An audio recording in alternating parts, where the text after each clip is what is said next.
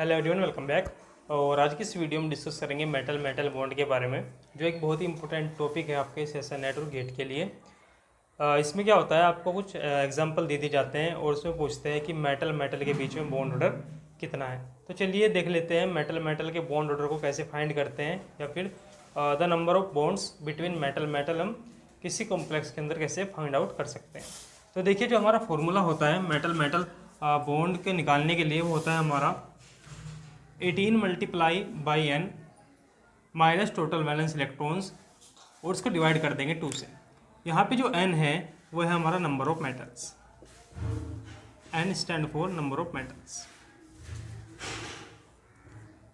ठीक है, तो हम सबसे पहले क्या करेंगे, सबसे पहले जैसे हमें कोई कंपाउंड मिलेगा, कॉम्प्लेक्स मिलेगा, उसके अंदर हम देख लेंगे कि कितने नंबर ऑफ मेटल प्रेजेंट है। बाद में हम क्या करेंगे, मेटल के वैलेंस इलेक्ट्रॉन को ऐड करेंगे लाइगेंड के डोनेटिंग इलेक्ट्रॉन के साथ, उसको हम बोलेंगे टोटल वैलेंस इलेक्ट्रॉन। बाद में हम क्या करेंगे, यहाँ पे वैल्यू पुट कर देंगे और इससे हमारे क्या आ जाएंगे, मेटल मेटल बॉन्ड्स के नंबर आ जाएंगे, या फिर मेटल मेटल बॉन्ड ऑर्डर हमारा आ जाएगा। चलिए, ये एग्जांपल्स हैं, इनको सभी को सोल्व आउट करते हैं और इनमें निकालते हैं मेटल मेटल बॉन्ड ऑर्डर कितना है। तो सबसे पहला एग्जांपल लेते हैं Fe2CO9। Fe2CO9, CO is carbonyl.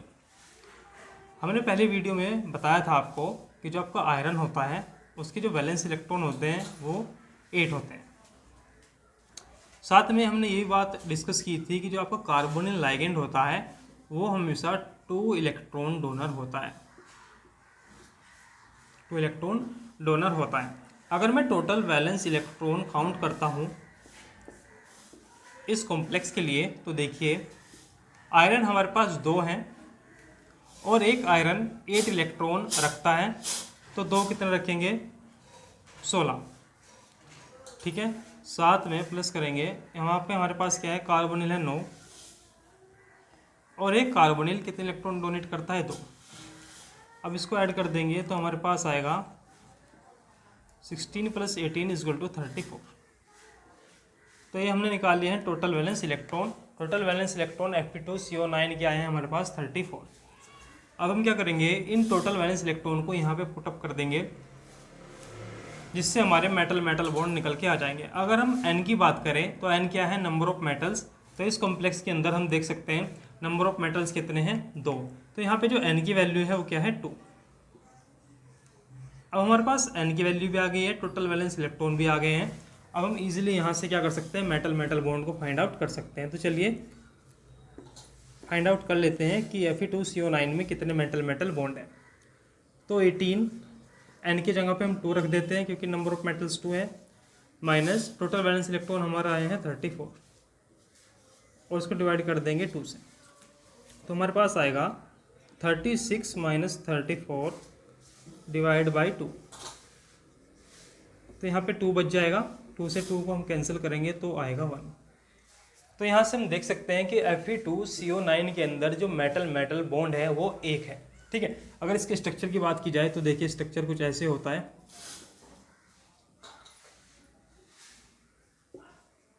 This is your Fe2CO9। यहाँ पे 3 ब्रिज CO लाइगेंड भी लगे होते हैं। ठीक है, अगर स्ट्रक्चर की बात करें तो स्ट्रक्चर ऐसा होता है, और हमने फॉर्मूले से निकाला कि जो हमारा मेटल मेटल बॉन्ड है वो कितना है, 1 है। तो यहाँ पे आप देख सकते हैं इस कॉम्प्लेक्स के स्ट्रक्चर के अंदर जो आयरन आयरन के बीच में जो बॉन्ड है वो 1 है। तो जो हमारे मेटल मेटल बॉन्ड होते हैं, ये फॉर्मूला हमें क्या करता है, स्ट्रक्चर के बारे में आइडिया देता है कि जो हमारा कॉम्प्लेक्स है उसका स्ट्रक्चर कैसे हो सकता है। ठीक है, तो हमारा फर्स्ट एग्जाम्पल हो गया है। अगर हम बात करें सेकेंड एग्जाम्पल की, Fe3CO12 की, तो देखिए इसको कैसे सोल्व आउट करेंगे। देखिए इस बार Fe हो गए हमारे पास 3। तो टोटल वैलेंस इलेक्ट्रॉन सबसे पहला काम क्या है, टोटल वैलेंस इलेक्ट्रॉन निकालने का। तो Fe है यहाँ पे 3, एक Fe देता है 8 इलेक्ट्रॉन, और इस बार कार्बोनिल हो गए हमारे 12 और एक कार्बोनिल देता है 2 इलेक्ट्रॉन। तो ये हो जाएंगे आपके 24 + 24 = 48। तो हमारे क्या हो गए, टोटल वैलेंस इलेक्ट्रॉन आ गए हैं 48। अब n की अगर बात करें तो देखिए यहाँ पे n क्या है 3, क्योंकि यहाँ पे नंबर ऑफ मेटल्स कितने हैं 3। अब निकाल लेते हैं मेटल मेटल बॉन्ड ऑर्डर। तो देखिए कैसे आएगा, 18 × 3 minus total valence electron divided by 2। तो देखिए 54 माइनस 48 को जब हम 2 से डिवाइड करेंगे तो हमारे पास आएगा 3।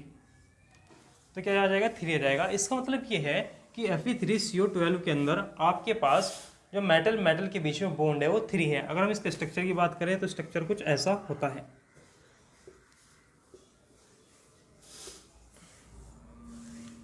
ऐसे स्ट्रक्चर इसका होता है।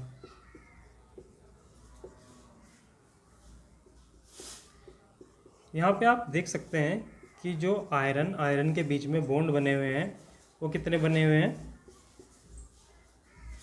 देखिए यहाँ पे एक बॉन्ड ये है, एक बॉन्ड ये है, एक बॉन्ड ये है। तो यहाँ पे कितने बॉन्ड बने हुए हैं, 3 बॉन्ड बने हुए हैं। तो हम 80 मेटल मेटल बॉन्ड के जो फॉर्मूला है उससे हम अपने स्ट्रक्चर के बारे में आइडिया ले सकते हैं कि इसका स्ट्रक्चर कैसा हो सकता है। चलिए नेक्स्ट एग्जाम्पल को करते हैं। CO4CO12 सॉरी कोबाल्ट के साथ क्या है, कार्बोनिल लगे हुए हैं जो कि 12 है।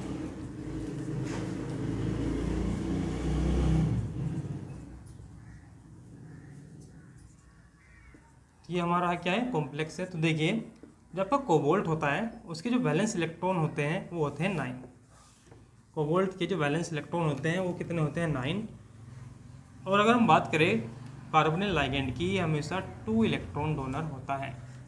ठीक है, देखिए यहाँ पे एक कोबाल्ट 9 इलेक्ट्रॉन डोनेट करता है और टोटल जो कोबाल्ट है वो कितने हैं हमारे 4, प्लस कार्बोनिल है हमारे 12 और एक कार्बोनिल 2 इलेक्ट्रॉन देता है। ये हमारा क्या है, टोटल वैलेंस इलेक्ट्रॉन। तो यहाँ पे आएगा 36 प्लस 24, तो ये आ जाएगा हमारे पास 60। ठीक है, अब अगर बात की जाए n की तो यहाँ पे नंबर ऑफ मेटल्स कितने हैं 4, तो n = 4। अब क्या करेंगे, फिर से फॉर्मूला में इसको रख देंगे। तो मेटल मेटल बॉन्ड कितने आएंगे, 18 × n is the number of metals, तो n है हमारा 4, माइनस टोटल वैलेंस इलेक्ट्रॉन कितने हैं 60, उसको डिवाइड कर देंगे इससे 2 से। तो हमारे पास आएगा 72 - 60 divided by 2 equal to what, 12 divide by 2 equal to 6। तो इसका मतलब ये है कि जो CO12 के अंदर जो मेटल मेटल बॉन्ड है वो इस बार 6 है। अगर इसके स्ट्रक्चर की बात की जाए तो कुछ इस टाइप्स का इसका स्ट्रक्चर होता है। इसके स्ट्रक्चर में जो मेटल मेटल के बीच में बॉन्ड होते हैं वो इस तरह से होते हैं। तो देख सकते हैं यहाँ पे 1 2 3 4 5 और 6, यहाँ पे 6 क्या है हमारे पास मेटल मेटल बॉन्ड लगे हैं और साथ में सभी के साथ 3 कार्बोनिल ग्रुप लगे रहते हैं। इस कोबाल्ट हैव 3 कार्बोनिल ग्रुप।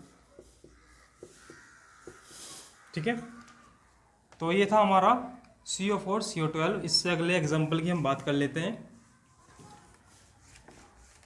तो देखिए इससे जो अगला एग्जाम्पल है वो है हमारा टंगस्टन का 2 दिया हुआ है OPH6, ये हमको दिया हुआ है।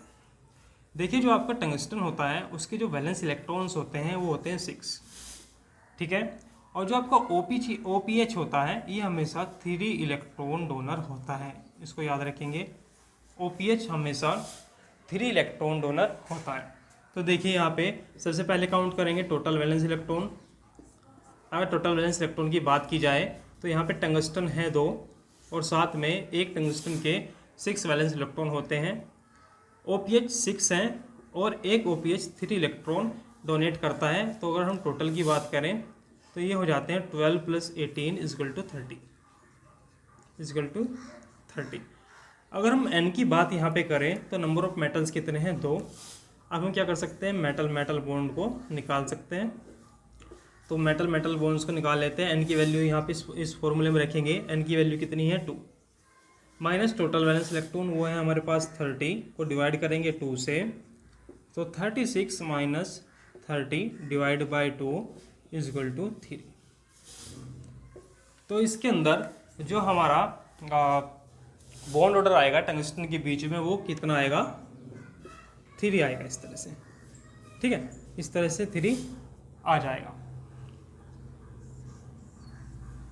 अब हम बात कर लेते हैं नेक्स्ट एग्जांपल की, this one H3। Fifth example की बात कर लेते हैं। N is the number of metal, Hindi से लिख देते हैं नंबर ऑफ मेटल। चलिए H3 कोबाल्ट, रुडेनियम और कोबाल्ट 12। तो सबसे पहले फिर से वही काम, टोटल वैलेंस इलेक्ट्रॉन। तो देखिए जो हाइड्रोजन होता है वो हमेशा 1 इलेक्ट्रॉन डोनर होता है। कोबाल्ट के वैलेंस इलेक्ट्रॉन होते हैं 9, रुडेनियम के होते हैं 8 और एक CO ग्रुप 2 इलेक्ट्रॉन डोनर होता है, ठीक है। अब इससे निकाल लेते हैं टोटल वैलेंस इलेक्ट्रॉन। तो देखिए टोटल वैलेंस इलेक्ट्रॉन कैसे निकलेंगे।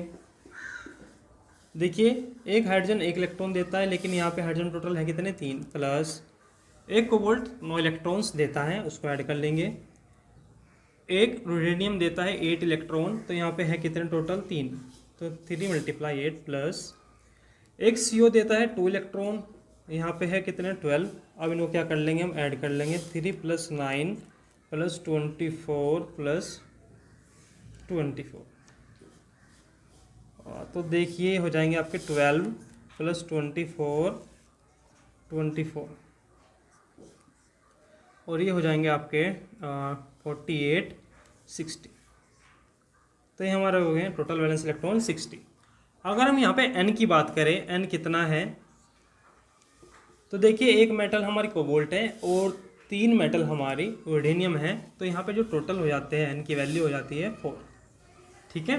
अब इसको हम क्या करेंगे, फॉर्मूले में पुटअप करेंगे तो मेटल मेटल बॉन्ड आ जाएंगे आपके पास 18 × 4 माइनस टोटल वैलेंस इलेक्ट्रॉन निकल के आए हमारे पास 60 और उसको डिवाइड कर देंगे 2 से, तो हमारे पास आएगा 72 - 60 डिवाइडेड बाई 2, यहाँ पे 12 डिवाइड बाई 2 = 6।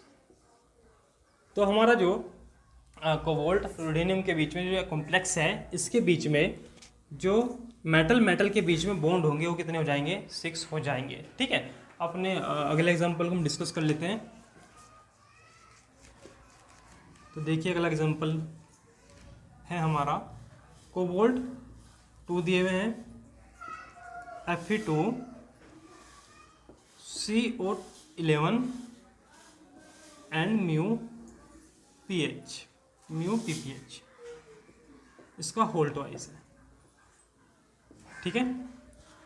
अब देखिए कोबाल्ट जो होता है ये 9 इलेक्ट्रॉन रखता है, Fe के पास होते हैं 8 इलेक्ट्रॉन, कोबाल्ट देता कार्बोनिल देता है 2 इलेक्ट्रॉन, और जो आपका म्यू PPH होता है, म्यू यहाँ पे क्या स्टैंड करता है, for bridge, this is bridge symbol.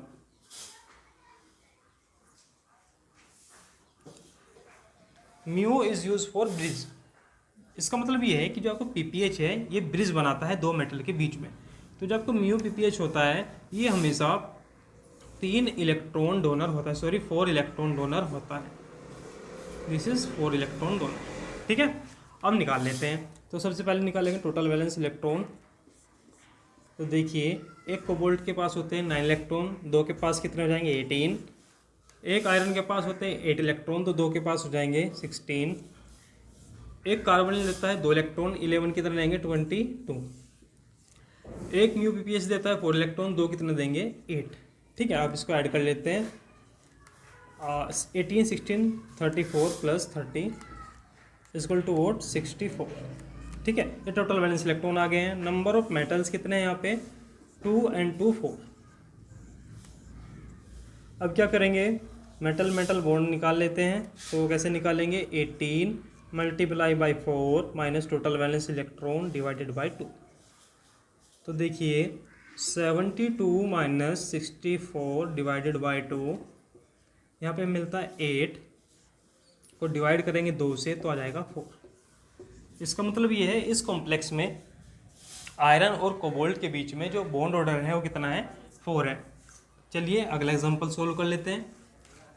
तो तो अगले एग्जांपल में देखिए, आपको दिया गया टंगस्टन के साथ ईटा 5 Cp, साथ में आपको दिया गया है μCl और 2 कार्बोनिल दिए गए हैं और इस कॉम्प्लेक्स को ट्वाइस किया गया है। ठीक है, तो देखिए फिर से देख लेते हैं। टंगस्टन के वैलेंस इलेक्ट्रॉन होते हैं 6। मैंने आपको बताया था अगर कहीं पे ईटा 5 Cp लिखा हुआ है इसका मतलब वो 5 इलेक्ट्रॉन डोनर है, ये हेप्टिसिटी होता है। म्यूसीएल का मतलब है कि जो क्लोरीन है वो ब्रिज फॉर्म में है। मैंने आपको बताया था अगर क्लोरीन लगा हो आपका टर्मिनल फॉर्म में तो 1 इलेक्ट्रॉन डोनेट करता है, अगर वो ब्रिज फॉर्म में लगा है तो हमेशा 3 इलेक्ट्रॉन डोनेट करता है, तो यहाँ पे वो 3 इलेक्ट्रॉन डोनेट करेगा। एक CO डोनेट करता है कितने इलेक्ट्रॉन? 2 इलेक्ट्रॉन। चलिए अब निकाल लेते हैं टोटल वैलेंस इलेक्ट्रॉन। तो टोटल वैलेंस इलेक्ट्रॉन निकाल लेते हैं। देखिए टंगस्टन के कितने हो गए हैं? 6 इलेक्ट्रॉन। 6 इलेक्ट्रॉन प्लस ये 5 इलेक्ट्रॉन देती है Cp आपका, और जो क्लोरीन है वो 3 इलेक्ट्रॉन देगा क्योंकि ब्रिज में है, और कार्बोनिल देगा आपके 4 इलेक्ट्रॉन। और साथ में इस बात को याद रखेंगे कि इसका ट्वाइस क्या हुआ है, तो इस कंप्लीट को हम 2 से मल्टीप्लाई भी करेंगे। तो आपके पास आएंगे 11, 14, 18। 18 को मल्टीप्लाई किससे करना है? ये तो 18 आ गया है, मल्टीप्लाई किससे करना है? 2 से। 2 से मल्टीप्लाई इसलिए कर रहे हैं क्योंकि इसको ट्वाइस किया गया है, तो आएगा 36। ये हमारे पास टोटल वैलेंस इलेक्ट्रॉन आ गए हैं। अब नंबर ऑफ मेटल निकाल लेते हैं। नंबर ऑफ मेटल जिसको हम क्या बोलते हैं? Small n। तो यहाँ पे कितने हैं? 2। ठीक है, अब फॉर्मूला लगा देते हैं मेटल मेटल बॉन्ड का। तो मेटल मेटल बॉन्ड का जैसे ही फॉर्मूला लगाएंगे 18 multiply by 2 minus total valence electron divided by 2। तो हम देख रहे हैं यहाँ पे 36 माइनस 36 को जब 2 से डिवाइड करेंगे तो 0 आ जाएगा। इसका मतलब ये है कि यहाँ पे टंगस्टन के बीच में या मेटल्स के बीच में इस कॉम्प्लेक्स के अंदर कोई भी बॉन्ड नहीं है। ठीक है, अब हम लास्ट एग्जाम्पल को सोल्व कर लेते हैं। ये दिया है आपको निकल Ni2CO6 के ऊपर 2 नेगेटिव। तो सबसे पहला काम क्या? टोटल वैलेंस इलेक्ट्रॉन निकाल लो। तो देखिए एक निकल के पास होते हैं 10 इलेक्ट्रॉन, तो 2 के पास हो जाएंगे 20 वैलेंस इलेक्ट्रॉन, प्लस एक CO देता है 2 इलेक्ट्रॉन, तो 6 CO देंगे 12 इलेक्ट्रॉन। साथ में मैंने ये भी बताया था अगर कॉम्प्लेक्स के ऊपर एक पॉजिटिव चार्ज आता है तो उसमें से एक माइनस कर देते हैं, अगर एक माइनस आता है तो एक ऐड कर देते हैं। जितने पॉजिटिव चार्ज कॉम्प्लेक्स के ऊपर होंगे उतने ही टोटल वैलेंस इलेक्ट्रॉन में से माइनस कर देंगे, जितने नेगेटिव चार्ज किसी कॉम्प्लेक्स के ऊपर होंगे उतने ही हम इलेक्ट्रॉन टोटल वैलेंस इलेक्ट्रॉन में ऐड कर देंगे। ठीक है, तो यहाँ पे जो टोटल चार्ज है वो 2 है और वो किस में है? नेगेटिव में, तो 2 यहाँ पे हम ऐड कर देंगे, तो टोटल मेरे पास आ जाएगा 34। ठीक है, 34 आ गया है। अगर यहाँ पे हम n की बात करें तो यहाँ पे निकल कितने हैं? 2। ठीक है, अब निकाल लेते हैं मेटल मेटल बॉन्ड। तो मेटल मेटल बॉन्ड का फिर से फॉर्मूला 18 को मल्टीप्लाई करेंगे नंबर ऑफ मेटल से माइनस टोटल वैलेंस इलेक्ट्रॉन, ये कितना हो जाएगा? 34 डिवाइडेड बाई 2। तो 36 माइनस 34 को जब हम 2 से डिवाइड करेंगे तो हमारे पास आएगा 1। इसका मतलब ये है कि इस कॉम्प्लेक्स के अंदर निकल निकल के बीच में जो बॉन्ड है वो 1 है। ठीक है, तो ये सब था हमारे मेटल मेटल बॉन्ड के बारे में, जो कि हमेशा आपके CSIR नेट और गेट के एग्ज़ाम में पूछा जाता है। अगर ये वीडियो आपको अच्छा लगा है तो प्लीज़ शेयर कीजिए अपने फ्रेंड्स के साथ और मेरे चैनल को सब्सक्राइब कीजिए। Thank you.